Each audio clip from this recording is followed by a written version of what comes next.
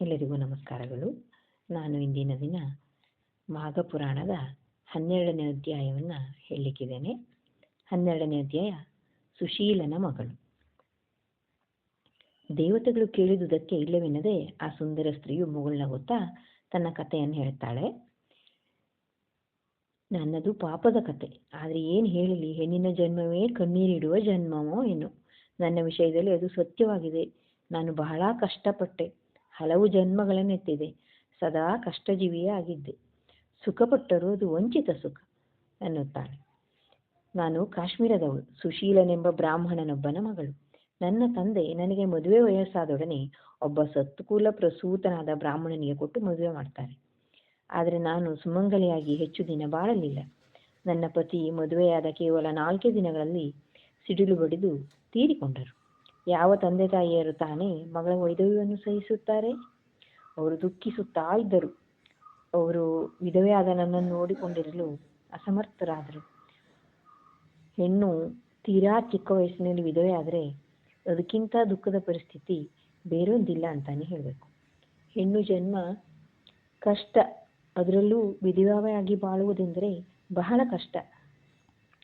ನನ್ನ ತಂದೆ ತಾಯಿಗಳು ನನ್ನ ಹೀನ ಸ್ಥಿತಿಯನ್ನು ನೋಡಲಾಗದೆ ನನ್ನ ಬಂಧುಗಳ ಬಳಿ ನನ್ನನ್ನು ಬಿಟ್ಟು ಅವರು ವಾನಪ್ರಸ್ಥಾಶ್ರಮವನ್ನು ಸ್ವೀಕರಿಸ್ತಾರೆ.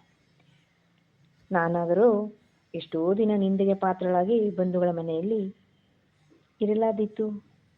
ಅವರಿಗೆ ಭಾರವಾಗಿ ಇರಬೇಕೆಂದು ಭಿಕ್ಷೆ ಎತ್ತಿ ಜೀವಿಸತೊಡಗಿದೆ. ಭಿಕ್ಷುಕರಿಗೆ ಯಾರು ತಾನೇ ಮೃಷ್ಟಾನ್ನ ಹಾಕ್ತಾರೆ? ತಾವು ತಿಂದು ಮಿಕ್ಕಿದುದನ್ನೋ ತಂಗಳನ್ನೋ ಹಳಸಿದುದನ್ನೋ ಹಾಕ್ತಾರೆ. ನನಗೆ ಸಿಗುತ್ತಿದ್ದವು ಇವೇ ಆಗಿದ್ವು. ಇವು ಪುಷ್ಟಿಕರ ಆಹಾರವಾಗಿರದೆ, ಶುಚಿಯಾದ ಆಹಾರವಾಗಿರದೆ ನನ್ನ ಮೈಗೆ ಹತ್ತುತ್ತಿರಲಿಲ್ಲ. ಆರೋಗ್ಯದಿಂದ ವಂಚಿತಳಾಗಿದ್ದೆ. ನಾನು ಹೇಗೋ ಸುಧಾರಿಸಿಕೊಂಡು ಬಾಳತೊಡಗಿದೆ. ಆದರೆ ಒಂದು ದಿನನೂ ನಾನು ಪುಣ್ಯ ಕಾರ್ಯವನ್ನು ಮಾಡಲಿಲ್ಲ. ಉತ್ತಮ ಕುಲದಲ್ಲಿ ಹುಟ್ಟಿ ಪೂಜೆ, ಭಜನೆ, ಸ್ನಾನ ಇದೆಲ್ಲವೂ ತಿಳಿದಿರಬೇಕಾದ ನಾನು ಎಲ್ಲವನ್ನೂ ಬಿಟ್ಟೆ. ಸ್ನಾನ ಮಾಡದೆ 3-4 ದಿನಗಳಾಗ್ತಾ ಇದ್ವು. ಯಾರಾದರೂ ಹಿತವಚನ ಹೇಳಿದರೆ ಅವ್ರಿಗೆ ಬೈದು ಕಳುಹಿಸ್ತಾ ಇದ್ದೆ.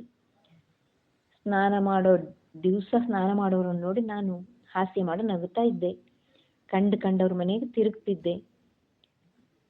ಕೊನೆಗೆ ಸಂತೋಷದಿಂದ ಇರತೊಡಗಿ ಕಾಮವಶಳಾಗಿ ಒಮ್ಮೆ ಒಂದು ಯುವಕನನ್ನ ಮೋಹಿಸಿ ಅವನೊಡನೆ ಸುಖಪಟ್ಟೆ.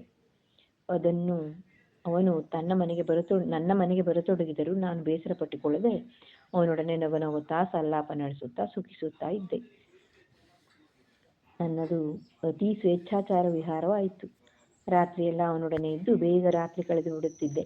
ಒಬ್ಬ ಯುವಕನೊಡನೆ ಸ್ವೇಚ್ಛೆಯಾಗಿ ಇದ್ದ ನಾನು ಬರುತ್ತಾ ಬೇಕಾದವರೊಂದಿಗೆ ವ್ಯಭಿಚಾರಕ್ಕೆ ಇಳಿದೆ.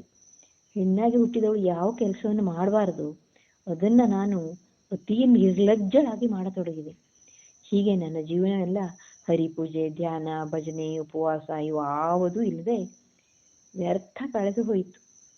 ವಯಸ್ಸಾದಾಗ ರೋಗಕ್ಕೀಡಾಗಿ ನರಳಿ ಒಂದು ದಿನ ತೀರಿಕೊಂಡೆ. ಇಂಥ ಕೆಲಸದಲ್ಲಿ ಇಳಿದವರಿಗೆ ಹೀಗೆ ಅಲ್ವೇ ಆಗೋ ಪರಿಸ್ಥಿತಿ. ಆಮೇಲೆ ಸತ್ತ ಬಳಿಕ ನಾನು ಅನುಭವಿಸಿದ್ದು ಇನ್ನೂ ಕಷ್ಟದ ಬದುಕು. ನರಕದಲ್ಲಿ ಬಾಧಿತಳಾಗಿ ಇದಾದ ಬಳಿಕ 3 ಜನ್ಮವನ್ನು ಪಡೆದೆ. 3 ಜನ್ಮದಲ್ಲಿ ಹುಲಿಯ ಜನ್ಮ ಕಳೆದ ಬಳಿಕ ಕೆಲವು ನೀಚ ಪ್ರಾಣಿಗಳ ಜನ್ಮ ಪಡೆದೆ.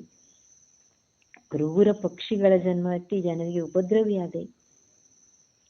ಪಿಶಾಚಿಯಾಗಿಯೂ ಜನ್ಮ ಎತ್ತಿದ್ದೆ. ಕಡೆಗೆ ನೀವೀಗ ಕಂಡ ಪ್ರಾಣಿಯ ರೂಪವನ್ನು ತಾಳಿದೆ ಎಂದು ಹೇಳಿದಳು.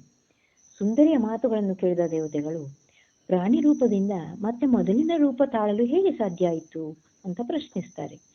ಆಗ ಸುಂದರಿ ಉತ್ತರ ಕೊಡ್ತಾಳೆ, ನಾನು ಪ್ರಾಣಿಗಳ ಜನ್ಮ ಎತ್ತಿದನಷ್ಟೇ, ಆದರೆ ವಿಧವೆಯಾಗಿದ್ದಾಗ ಒಂದು ದಿನ ಅದು ಬೇಸಿಗೆಯ ಧಗೆ ತಾಳಲಾರದೆ ಬಳಲಿ ಬಂದ ಬ್ರಾಹ್ಮಣರೊಬ್ಬರಿಗೆ ನನ್ನ ಬಳಿ ಇದ್ದ ತಂಗಳನ್ನೇ ಕೊಟ್ಟು ಉಪಚಾರ ಮಾಡಿದ್ದೆ.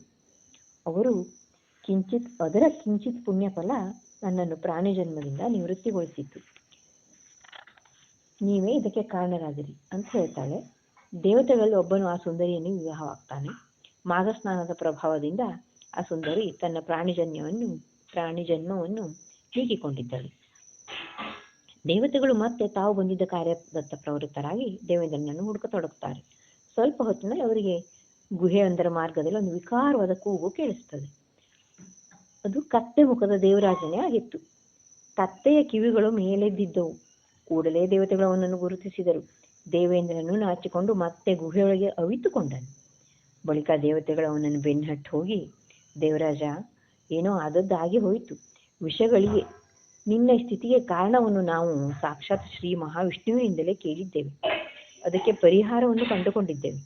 ನಿನ್ನ ಈ ಗಾರ್ಧವ ರೂಪವನ್ನು ಹೋಗಲಾಡಿಸಲೆಂದೇ ನಾವಿಷ್ಟು ದೂರ ಬಂದಿದ್ದೇವೆ. ನೀನು ನಮ್ಮೊಡನೆ ಬಾ, ಬಂದು ತುಂಗಭದ್ರಾ ನದಿಯಲ್ಲಿ ಮಾಘಸ್ನಾನ ಮಾಡಿ ಈ ರೂಪದಿಂದ ಮುಕ್ತನಾಗು ಎಂದರು. ದೇವೇಂದ್ರನಿಗೆ ವಿಷಯ ಮನದಟ್ಟಾಗಿ ಅವನು ತಡ ಮಾಡದೆ ದೇವತೆಗಳೊಡನೆ ಮಾಘಸ್ನಾನಕ್ಕಾಗಿ ತುಂಗಭದ್ರಾ ನದಿಗೆ ಹೋದನು. ಶ್ರದ್ಧಾ ಭಕ್ತಿಗಳಿಂದ ಪವಿತ್ರ ನದಿಯಲ್ಲಿ ಮಾಘಸ್ನಾನ ಮಾಡಿದನು. ಮಾಘಸ್ನಾನದ ಫಲದಿಂದ ದೇವೇಂದ್ರನ ಶಾಪ ವಿಮೋಚನೆಯಾಗಿ ಕಪ್ಪೆಯ ಮುಖ ಕಳೆದುಕೊಂಡು ತನ್ನ ಇಂದಿನ ಸುಂದರ ರೂಪವನ್ನು ಪಡೆದನು. ತಮ್ಮ ಅರಸನನ್ನು ನೋಡಿ ದೇವತೆಗಳು ಹಿಗ್ಗಿದರು. ಎಲ್ಲರೂ ಬೇಗನೆ ಸ್ವರ್ಗಲೋಕವನ್ನು ಸೇರಿ ರಾಕ್ಷಸರೊಂದಿಗೆ ಯುದ್ಧ ಮಾಡಿ ಅವರನ್ನು ಸದೆಬಡಿದು ತಮ್ಮ ಪ್ರಭುತ್ವವನ್ನು ಪುನಃ ಸ್ಥಾಪಿಸಿದರು. ಈ ದಿವ್ಯ ಕಥೆಯನ್ನು ಗೃತ್ಸಮದ ಮಹರ್ಷಿಯು ಜನ್ಯುವಿಗೆ ಹೇಳಿ, ಕಂಡೆಯ, ಮಾಘಸ್ನಾನದಿಂದ ಸುರಲೋಕಾಧಿಪತಿ ದೇವೇಂದ್ರನೇ ಪಾಪ ಮುಕ್ತನಾಗಿ ಪ್ರಭುತ್ವವನ್ನು ಮರಳಿ ಪಡೆದನು. ಮಾಘಸ್ನಾನದ ಮಹಿಮೆಯೇ ಅಂತಹುದು. ಮಾಘಸ್ನಾನ ನಂತರ ಹರಿಪೂಜೆ ಮಾಡಿ ಮಾಘ ಪುರಾಣ ಶ್ರವಣ ಮಾಡುವವನು ಶ್ರೀಹರಿಯ ಲೋಕವನ್ನೇ ಸೇರುವನು. ಇದಕ್ಕಿಂತಲೂ ಇನ್ನೊಂದು ವಿಚಿತ್ರವಾದ ಕಥೆ ಹೇಳುವೆನು, ಕೇಳು. ಒಂದು ಪಿಶಾಚಿ ಮಾಘ ಮಾಸದ ಮಹಿಮೆಯನ್ನು ಕೇಳಿ ತಿಳಿಯಿತೆಂದರೆ ನಂಬುವೆಯಾ? ಆದರೂ ಅಂತಹ ಒಂದು ಕಥೆ ಇದೆ ಎಂದು ಎಲ್ಲರಲ್ಲೂ ಕುತೂಹಲವನ್ನು ಹುಟ್ಟಿಸ್ತಾನೆ. ಹೀಗೆ ಮಾಘ ಮಾಸದ 12ನೇ ಅಧ್ಯಾಯ ಮುಗಿತದೆ. ಅಂದರೆ ಎಷ್ಟು ಪುಣ್ಯಕರವಾದದ್ದು ಇದು ಮಾಘಸ್ನಾನದ ಅಂತ ನಾವು ಪ್ರತಿಯೊಂದು ಅಧ್ಯಾಯದಲ್ಲೂ ಕಾಣಬಹುದು. ಧನ್ಯವಾದಗಳು.